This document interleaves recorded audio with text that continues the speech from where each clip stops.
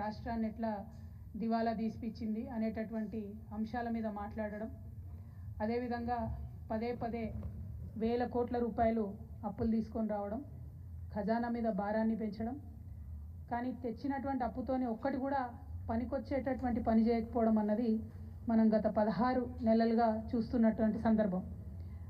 అంతేకాకుండా మన రాష్ట్రానికి సంబంధించినటువంటి గౌరవ ముఖ్యమంత్రి గారు నిన్నగాక మొన్న మాట్లాడినటువంటి మాటలు కూడా మనందరం కూడా చూసినాం.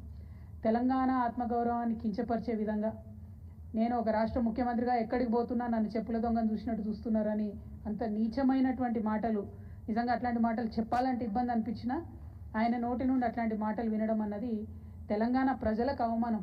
అది సీఎం చైర్కి అన్నది పక్కన పెడితే మనది అన్ని రాష్ట్రాల్లాగా కాదు. మనం ఆత్మగౌరవంతో పోరాటం చేసి 60 ఏళ్ళు సాధించుకున్నటువంటి రాష్ట్రం. అటువంటి రాష్ట్రాన్ని ఎంత గౌరవప్రదంగా మనం కాపాడుకుంటే అంత బాగుంటుంది. కానీ తెలంగాణ ఆత్మగౌరవాన్ని కించపరిచే విధంగా ముఖ్యమంత్రి గారు మాట్లాడడం బాధాకరం. అయితే ముఖ్యమంత్రి గారి మాటల వెనకాల ఆక్రోశము, బాధ వేరే ఉన్నది. ఏంది వేరేది? మొన్ననే మనం చూసినాం, 400 ఎకరాలు కంచెగచ్చిబౌలి భూముల్ని కుదోబెట్టి 10,000 కోట్ల రూపాయలను అప్పుగా తీసుకొని రావడం జరిగింది.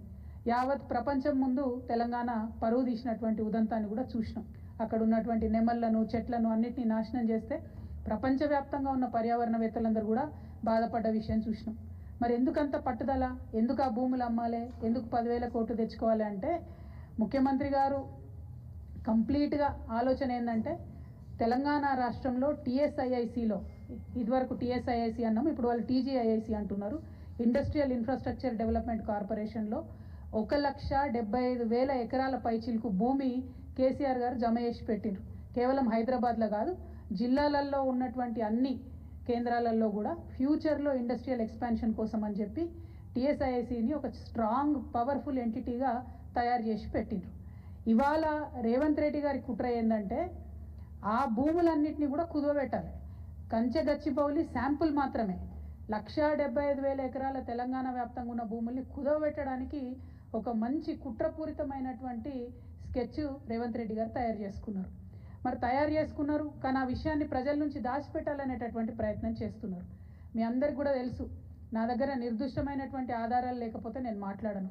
ఇవాళ నా చేతిలో ప్రభుత్వం ఇచ్చినటువంటి జీవో నంబర్ 12 ఉన్నది. GO number 12. ఈ జీవో ఏప్రిల్ 11వ తారీఖున ఇచ్చిర్రు ఈ సంవత్సరంలో. కానీ ఇది మీకు ఎక్కడ ప్రభుత్వ వెబ్సైట్లో కనబడదు, ఇండస్ట్రియల్ ఇన్ఫ్రాస్ట్రక్చర్ కార్పొరేషన్ వెబ్సైట్లో కనబడదు, ఎక్కడ కూడా కనబడదు. ఎందుకు ఇంత రహస్యం? ఎందుకోసం దాచిపెట్టినరు? ఏమున్నది ఈ జీవోలా? ఇది చెప్పడానికే నేను ఇవాళ తెలంగాణ ప్రజల ముందుకు రావడం జరిగింది.